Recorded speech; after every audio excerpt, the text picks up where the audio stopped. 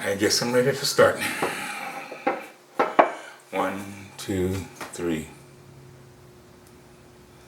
Good afternoon. My name is Jose Antonio Camacho. I used to just call myself Antonio Jose Camacho, and prior to that, it was Tony when I was younger. I've had 70 rotations around this earth, and it's been a very interesting story. I'm very fortunate in terms of my ethnicity and being an American citizen, and the challenges that come about with that. If it wasn't for my grandmother, my father's mother, I would have had a very different life. My grandmother and my Camachos are all were born in Mexico, but my grandmother came across the border in El Paso and gave birth to my father in El Paso. So it made him the first generation. I'm the second generation of Camachos here in the United States, and currently we have my son and my grandson, so there's 4 generations of Camachos here. So my life would have been very different if my grandmother had not crossed the border and had my father's birth in El Paso, part of the United States. It would have been, I can't even imagine not being a US citizen living here in America. The challenges that we would have had in Mexico.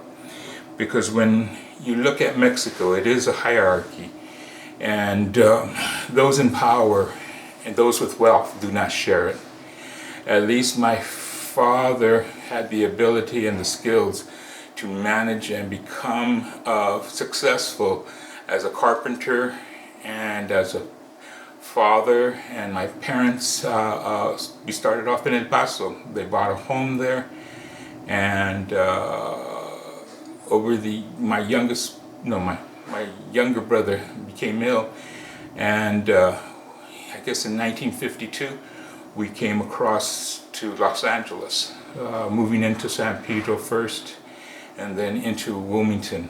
And during that period of time, it's been and I still have memories of that. It's really incredible the journey I've been on. I look at it in terms of who I am today. And today, like I'd mentioned, I've had 70 rotations around this earth, around the sun, excuse me. And I know that it's a very collective type of culture that I come from. Family is the most important function that we have in terms of relating to each other. And it has become challenging over the years with different things that has happened to my family, but in whole, it's been interesting. As a youngster, and I entered elementary school, it was I didn't know I didn't speak English. The nuns there were Mexican. They were Carmelites. And my parents were able to converse with them, and I never realized I didn't speak English until much later. We moved to the west side. We were living on the east side of Wilmington, and we moved to the west side of Wilmington by the Will Hall. And so I changed schools. I went to St. Peter and Paul. And that became a cultural change. I was one of the darker students in terms of my complexion, and I remember it just feeling very different.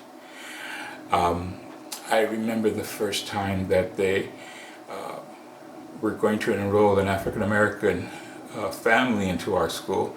We had this big discussion, and we're as kids, we weren't quite sure what they were talking about, but I think one of the things that has challenged my being here in the harbor area was that we had not a chance to get integrated with other people. It wasn't a very diverse community.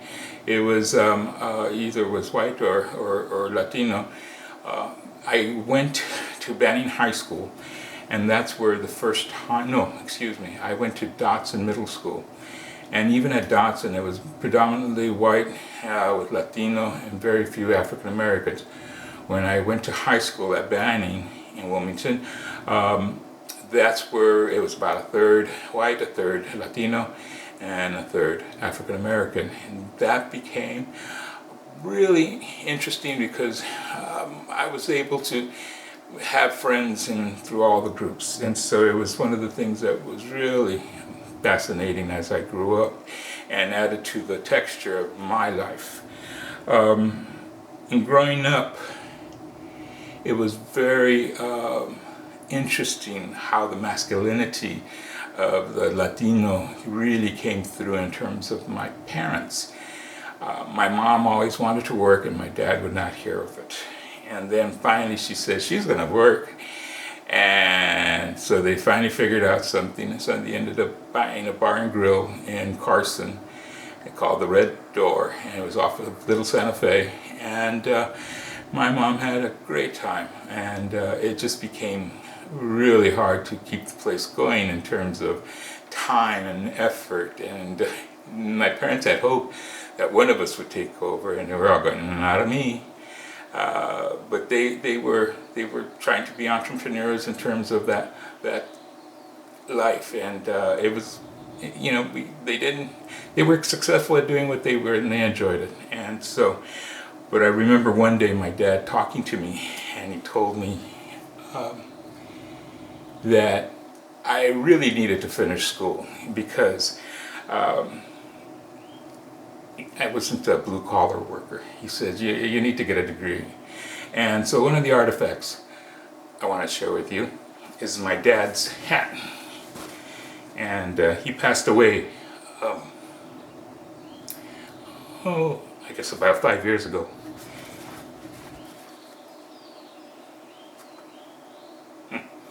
Still affects me.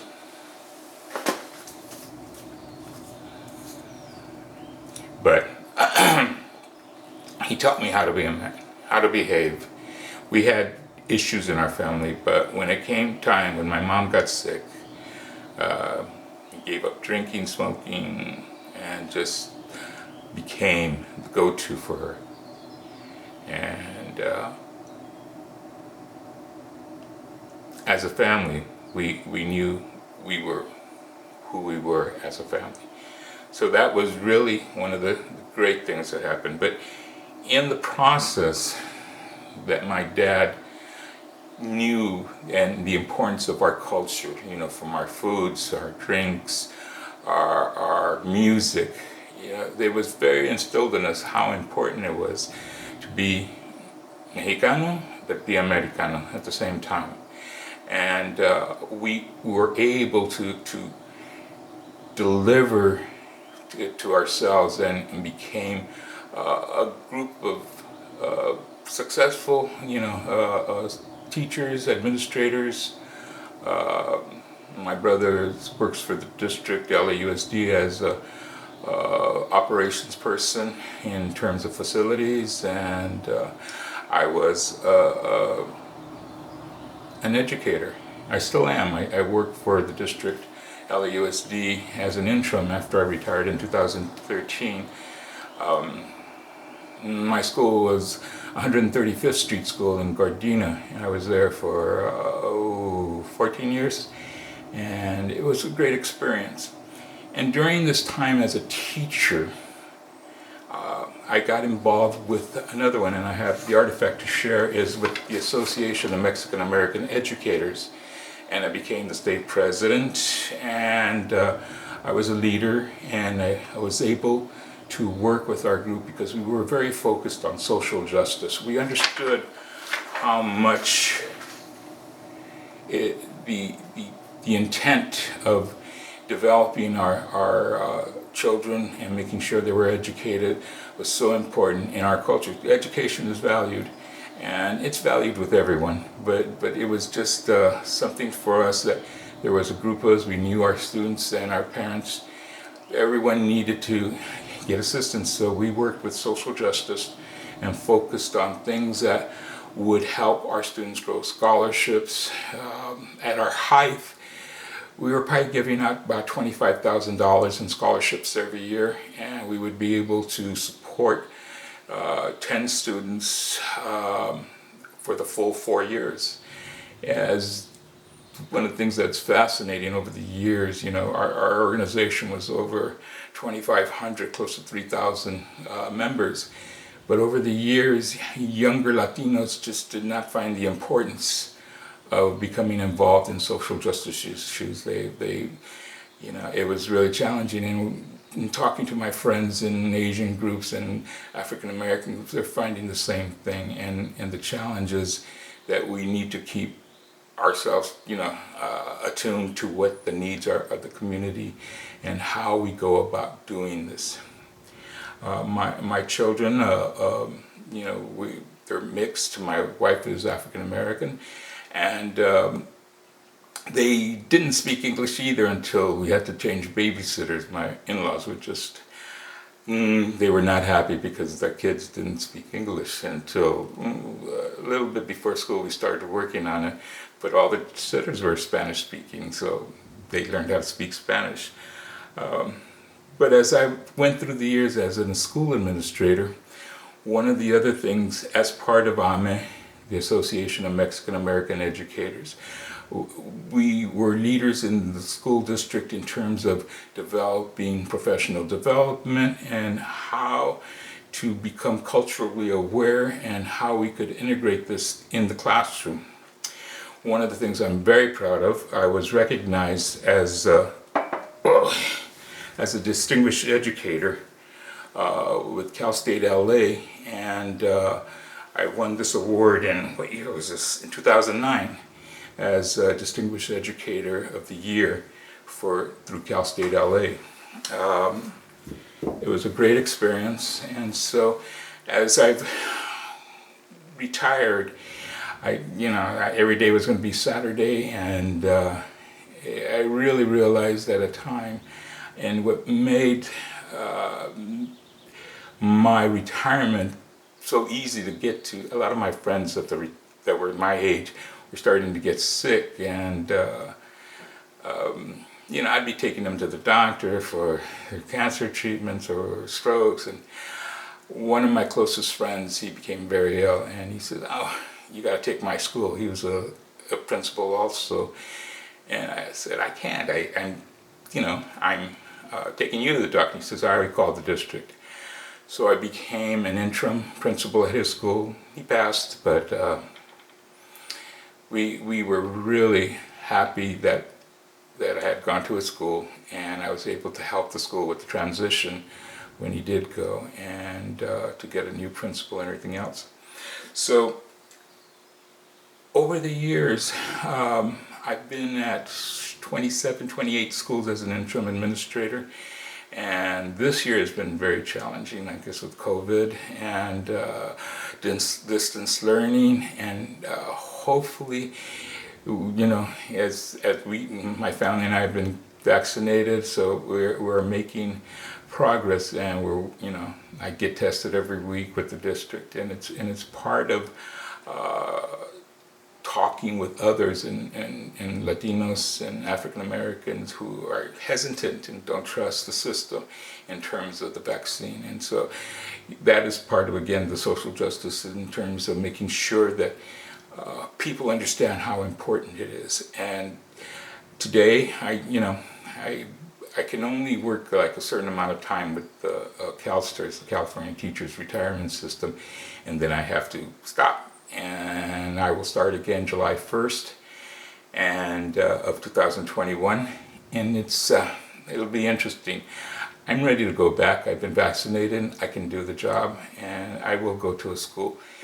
The other thing that's really been great about this, I had to make a promise to my wife during the years that I was a year-round principal at 135th, that when the time came and we retired, we would travel. And we have been traveling, and just to see different ways people live throughout the world.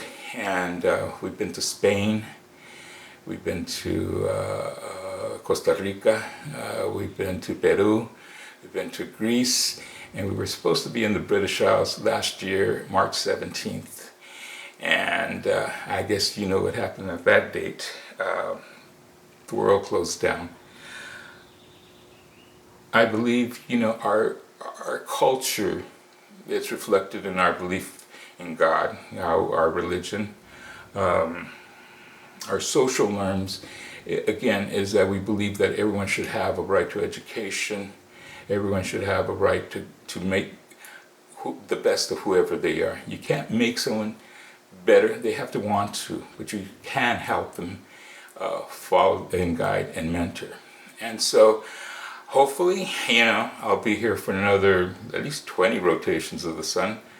But again, and one of the things that happened with my name, I'm sorry I didn't get back to that. My name, Antonio Jose